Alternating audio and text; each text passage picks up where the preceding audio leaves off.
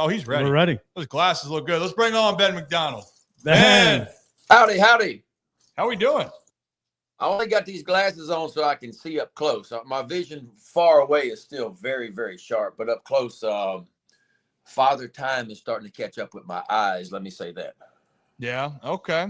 Well, hey, Ben, you're in Toronto right now, and we're going around the ballparks right now. So if you can change the camera real quick, the Iron Rooster here and Kyle, the specialty food up there is cotton candy French fries.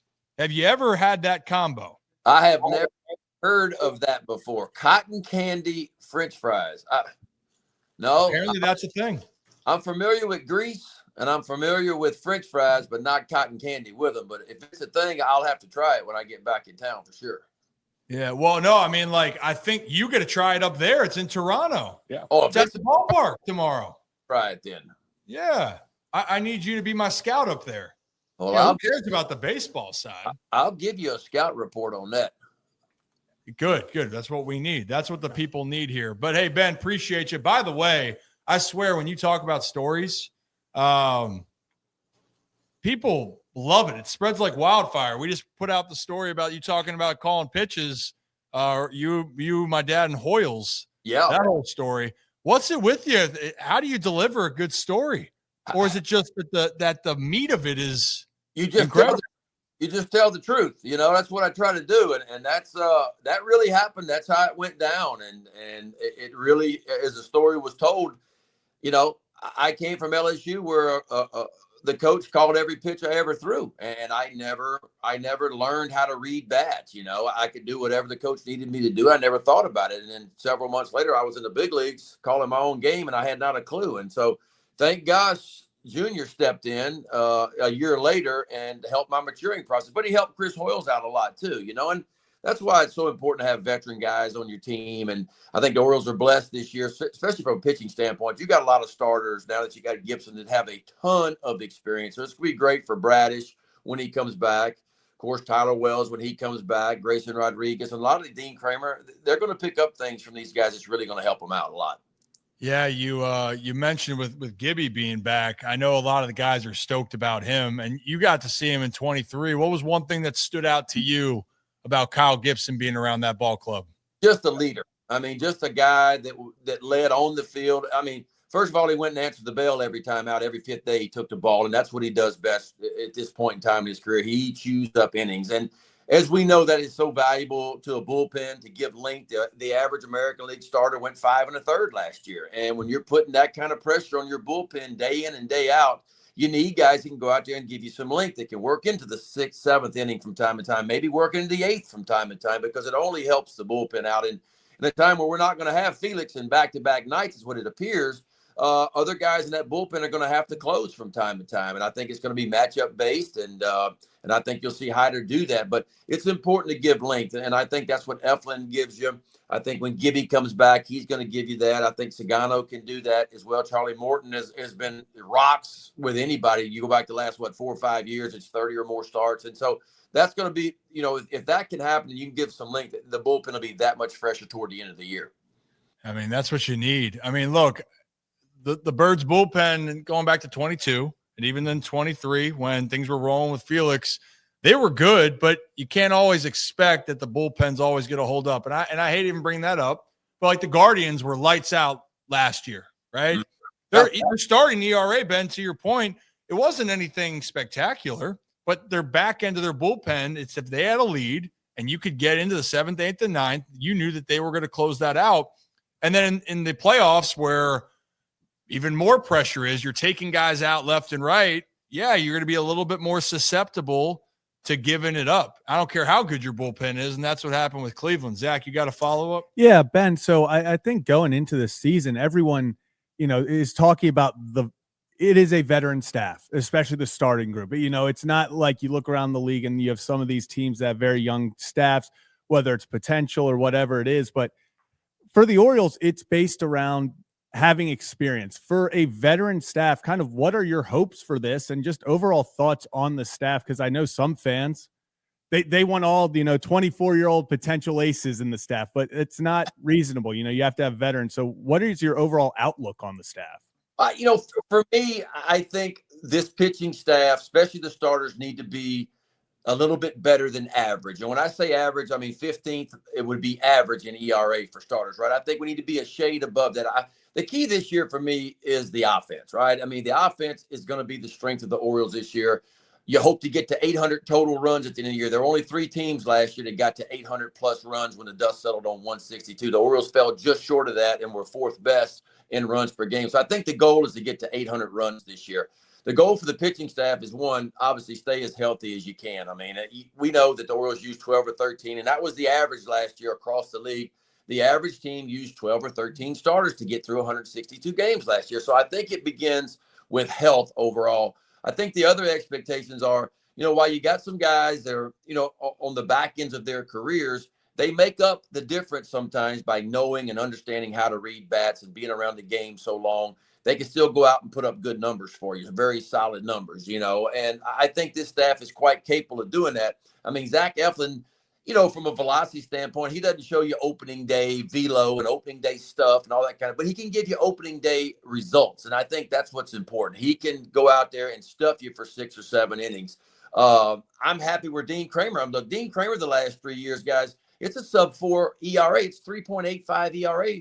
Over his last 3 years. That is way better than most guys that are out there right now, And so you combine that with Charlie Morton, who's been a horse, and he didn't like the way the season ended last year for him. He said, hey, I got something left in the tank. I think Charlie will be a little bit better than what he was last year for the Braves. And so I like the starting rotation where it is. I like the leadership, the veteran piece of it. I think Dino and, Sagano's kind of the wild card in this. But again, it's almost 1,900 career innings over in Japan, a guy that's been around a long time. He's had a ton of success over there, arguably one of the best starters to come out of Japan, with the numbers he's thrown up with the Cy Youngs over there and the MVPs and that, right? So I think this staff's got a real shot. I do think it's going to take a village, though. I think it's going to take more than 5. You'll be lucky if you get through the season using 9 starters. That's going to happen. We know that's going to happen. And you just look around the league. McClanahan went out the other day. He was supposed to open up for Tampa Bay. Boston's got some issues. Obviously, the Yankees have some issues with Hill and Cole being out right now. And so there's going to be injuries. That's just part of it. Yeah, and I like how you talked about how they're not, and I think it's true for a lot of the guys on staff, is it's not going to be the, mind-boggling numbers or the opening day stuff, but they all find ways to get out. What does that veteran leadership and guys just knowing, hey, I might not be able to throw 99 past you, but my 94 is still going to get you out. What kind of mindset does it help for younger players, for like a Cade Povich, who he's going, hey, I don't have 97 in the arsenal. How can he learn from these veterans and kind of they help these younger guys, stuff you won't necessarily see in their stat book, but they're helping the younger guys. I think the big thing for the younger guys is understanding that 2 ground balls and a pop-up is a very good inning. We don't have to walk 2. We don't have to strike out 2 everything. I don't have to throw 22 pitches in 1 inning because obviously if the pitch count goes up, you're not working deep in the ball game. So if I'm Cade Povich, I'm sitting there watching Charlie Morton. I'm sitting there watching Eflin. I'm sitting there watching Dean Kramer and how they go about their business and understanding if I'm going to give length, 2 ground balls and a pop-up is a damn good inning if I go 3 up and 3 down. If I can throw 10 pitches in an inning from time to time, that's going to allow me to work deeper in the ball game. So I think that's what you take out of it, and I was impressed like you guys were with Povich last year. I mean, you go back the last 5 starts, month of September last year, I think it was a 2.6 ERA, and the walks way down. Everybody's talking about the kick change now, and he's got a new pitch, but he didn't have that pitch in September, and he still threw the ball really, really well. That's carried over to a really good spring. He earned the number 5 spot in the rotation, and that's where he's going to be. But I think he's going to understand, along with some of these other guys, including Grayson Rodriguez when he comes back, it's okay to throw 12 pitches in an inning and get back in that dugout and give your offense a chance to go score runs. And I hope that's what the young guys taking that. Because, look, you guys know this. You follow the game like I do. We're in a time now where, man, we're wide open. It's max effort. It's okay to throw 20 pitches in an inning and all that kind of stuff. But it doesn't allow you to work deep into ball games. And I think that's going to be key for the starters, for the Orioles, is to give length. Now, I do think this. Now, here's the other piece of that. This staff is not going to strike out a lot of guys. And so the defense is going to be really important for the Orioles this year. They're going to have to catch the ball, make the routine play, and defense is going to be very important because if you look at the rotation, Eflin's not a big strikeout guy anymore. I don't know if Sagano is going to strike out. Morton can still strike you out from time to time. Kramer a little bit less than 1 per inning. So you don't have a Corbin Burns, and there's not many of those guys around that's going to give you 1+ strikeouts per inning. You don't have that guy in your starting rotation. There'll be times where they do flash the strikeouts, and it'll be there from time to time. But for the most part, the defense piece of it for me is going to be good for the Orioles this year. I think, Ben, when you listen to tomorrow's game, you might hear Ben's same answer during the broadcast, Ben, right there. You're ready to rock and roll. Those notes, man. You're ready to rock. Look at all it, man. Look, this is the stuff they send me. I tell people all the time, I read more now in one day than I did in 5 semesters at LSU. I'm just about to go there. I mean, you're a smart guy, Ben, but I didn't know how studious you were back then. If they're going to send me all this stuff, I said, look, you at least got to put some pictures in here every now and then. It's way too many words. I need pictures in here, and so. No, it's been good. I try to do my homework. I'm studying up on the Blue Jays, and a big year for them. Obviously, with Bichette and Guerrero going to be free agents at the end of the year. They got the 5th highest payroll in baseball, and they're coming off a season where they weren't very good last year, finishing 5th in the AL East. And so this is going to be a pretty good team. They obviously added Santander and others to this mix, and I think their rotation is good. So it's going to be a tough first series for the Orioles. There's no doubt about that. Yeah, I think that. I mean, look, we're not going to learn really much from the first series of anything, right? But you always want to get off to a good start. And what I loved what you were mentioning with all those guys, Ben, it's fine to be whatever you are. And for those guys, knowing what you are, Zach Eflin, I look back at his first outing, I think with the Orioles last year was against the Jays. He ended up going 6 innings, gave up 10 hits, but 3 earned runs, gave length. Why? He pitched to contact. They got out of situations. I think they ended up winning that game. That's all you can ask for. So I'm hoping that it's going to be good. And Ben, before I ask a couple more questions, by the way, we do have some cotton candy French fries here. Kyle, can you just explain how these were prepared? You have to check this out for us up in Toronto. But yeah, let us know, Ben. So I know that in Toronto they're using a local French fry. So we're using a local French fry from Baltimore. White icing and blue cotton candy over crispy French fry seems to be the way that they're presenting this dish. It's interesting. Did you taste it yet? I'm about to right now. Hey, Zach, Rip, you got to get that. You got to tell me what that tastes like. I have a feeling you might have to hit the gym afterwards because I have got a lot of calories in that, but that's okay. If it tastes good, it's okay. Hey, Ben, this is what I love Kyle. But sometimes with all these, I might have to be in the gym for 3 or 4 more hours. And it's my mom's birthday. Shout out my mom, by the way. It's her birthday today. Shout out Kelly. We're also going to be eating a little bit more filling tonight. So this is a good appetizer here, but we have 4 or 5 more. Hey, Ben, I got to be honest with you, man. Pretty good. This is pretty good. I don't know what they got going. I'll give it to you, Toronto. I was doubting every part of this, but this is actually very good. I saw a guy said it tastes like cotton candy and French fries. It's like it's exactly what you would think it would be. But it's good. Yeah, because it's got talk about the sweet and salty. You literally have that. Ben, I'm serious, man. You don't have to get a whole thing, but get a bite. I'm gonna have to try it. I'm sure Jeff Arnold, he likes to eat, so I'm sure he'll have a plate of them. Hey, Jeff, you know what, Ben? I'm going to clip this. Hey, Jeff, I need a video tomorrow. I don't care what you're doing. I don't care how busy you are. You are getting me a video, and we are getting a Jeff Arnold review. Yeah, absolutely. I'm going to see to that. I am going to see to that. Amen. Hey, Ben, I can't remember the last time the AL felt as wide open as it is in general. And we talked about it even in the AL East with Cole down, Heel down. They were replacing Soto with Bellinger. You have Jazz back for them. Goldie, who's older and trying to bounce back. They have questions. Tampa, obviously, you mentioned McClanahan was the spark. They were hoping their guy to get back, but they're kind of stuck in the middle. The Blue Jays have been a team that's underperformed the last few years. And then there's Boston, who had a really good offseason, but still has a couple issues. I mean, in your mind, do you see a favorite in the AL East or in general, or am I crazy to think that if you told me 8 teams could represent the AL right now, I would believe you. And I think that's a good thing. And the only reason I'm saying that is like all the issues that the Orioles have had with injuries, they're still in a really good spot.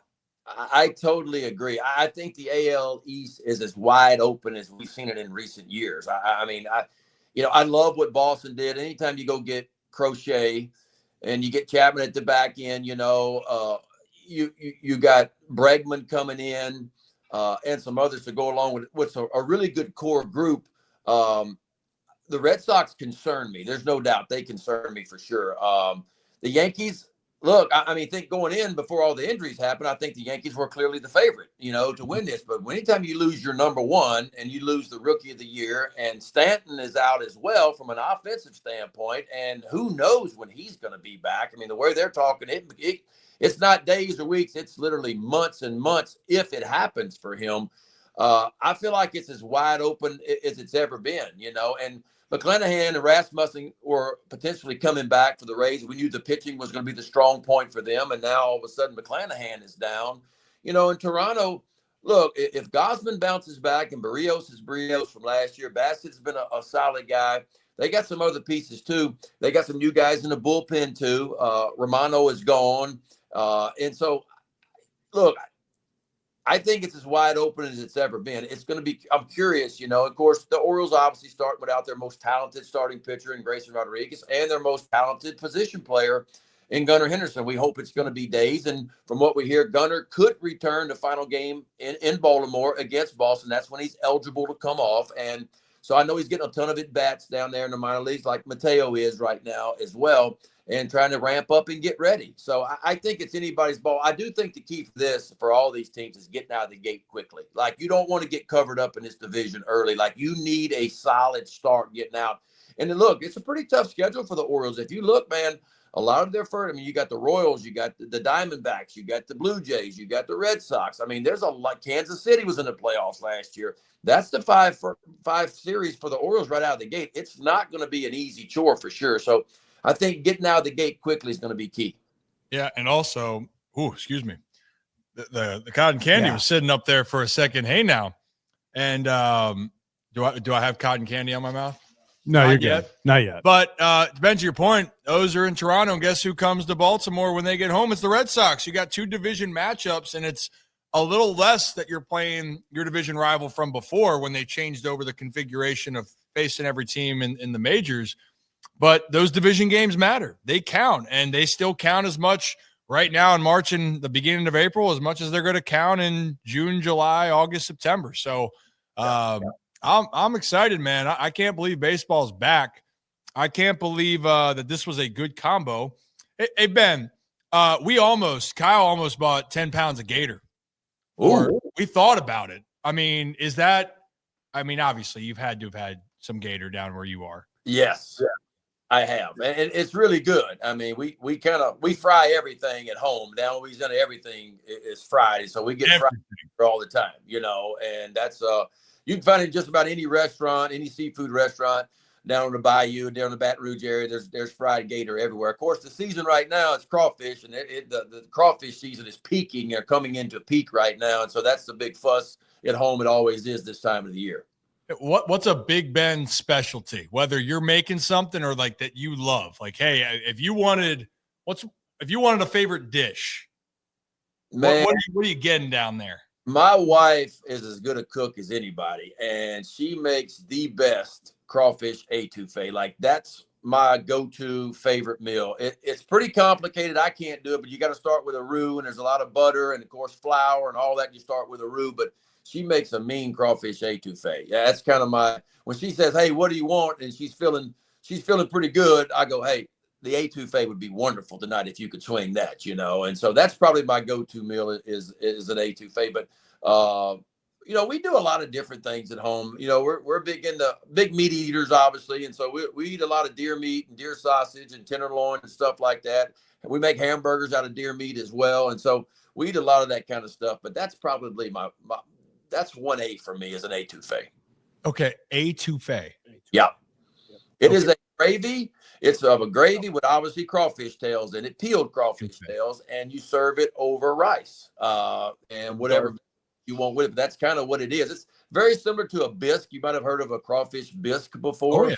Very similar, but a little bit different. But it's just made with a dark Rui type gravy over rice, and that's how it's served. Are we gonna? Can we make that? Yeah, we can make that. That's an easy one. Ben's in town. Etouffee it is. We're gonna try etouffee. Yeah. Etouffee. All right, we're gonna do that then, Ben. When you get back here, we're gonna attempt. It's not gonna be as good as Nikki's. We can't replicate where the home cooking's from. Down in Louisiana, it's hard to do that. But in the studio in Maryland, you're damn right. We're gonna do our best to get it going. Before I let you go, Ben, anything specifically? You got a bunch of things going on, but anything you want to talk about that's on your mind? No, I mean, it's I'm anxious for the season, man. I'm excited about the season. I'm anxious to get going. There's a few moves left to be made. It feels like Soto's going to be in there for me since Henderson is out. I don't think Mateo's going to answer the bell here just because the Blue Jays are going to run 4 right-handers out there, And then when we get to Boston or Boston comes to town, you're going to see 2 left-handers. Newcomb will be their 5 guy, it looks like. Of course, you'll get Garrett Crochet. So I look for a move to be made there. I think you're going to see Mateo come to life, and he'll get activated against the Red Sox. And hopefully, fingers crossed, that Gunnar Henderson has enough at bats. He's recovering well, ready to go. He'll be in there in the final game against Boston. But all that, I mean, it's there's not a whole lot else to talk about. I've been following a lot of the news, and the Stephen A. Smith stuff is kind of old news, but that was kind of entertaining. We're catching up with that now. That was kind of entertaining there for a while. And here's the thing: I felt like Stephen A. Smith was spot on about what he said about Bronny James, and we love Bronny James. But I know he won a good game in the NBA the other day. But look, he's a G League player. That's where he needs to be, and maybe he'll continue to develop and be an NBA guy one day. I know you follow it as well, but it's unfortunate that Stephen A. Smith talks all that smack, and then when LeBron stepped in his face, he backed up like, speaking of crawfish, he backed up like a crawfish, and so that was kind of entertaining in itself. So yeah, that's what I've been kind of following a little bit, and now there's other stuff going on about LeBron this and LeBron that. So I try to keep up with some of the other stuff going on in the sports world as well. I would love that. There could be a segment straight on just Ben. What is Ben catching up with? And do crawfish back up, Ben? That's how they move. They don't move forward. They move backwards. That's what they do. And that's what Stephen A. Smith was doing the other day when LeBron got on. He was backing up. I can tell you. He was backing up. Damn. Yeah, he might have been right there. Also, by the way, Nikki just sent me a photo of the crawfish etouffee. We're going to get this right before the show ends today. This looks phenomenal. I'm gonna have to actually have Nikki's. So can I get some of the home cooking? Yeah, you can get it. Yeah, and she'll send you the recipe too, because she's really good. My wife grew up in Mamou, Louisiana, which is like Cajun country, and like her father never even spoke English. She spoke French until like he was in 6th grade or something like that, and so she grew up in a world and knows that world of how to cook. And those folks down there can flat out cook, I'm going to tell you. And so that's where she comes from. So I'm really blessed that she's really good with the etouffees and the gumbos and all that kind of stuff. Well, Nikki, if you're watching this right now, I need that. I'm putting my hand up. I need some of that Louisiana home cooking. I need to know the number one meal. And that looks amazing. Well, Ben, I appreciate you, man. You are the best. And if you don't know this, a lot of people love you. People are saying they need you on every game, but you're already doing like 100-some games this year. So they're going to get a whole lot of you already. And then when you get back in town, let's go get some food. I know there's try to say it. And we're going to have some crawfish etouffee. That's good. That's close enough. Close enough for government work. God damn, Ben. All right. Hey, I appreciate you, man. Thank you so much. And take care. All right, Ben. Appreciate you. Ben McDonald, everybody. I love that, man. And he is literally one of the best baseball minds as well, and just probably the greatest storyteller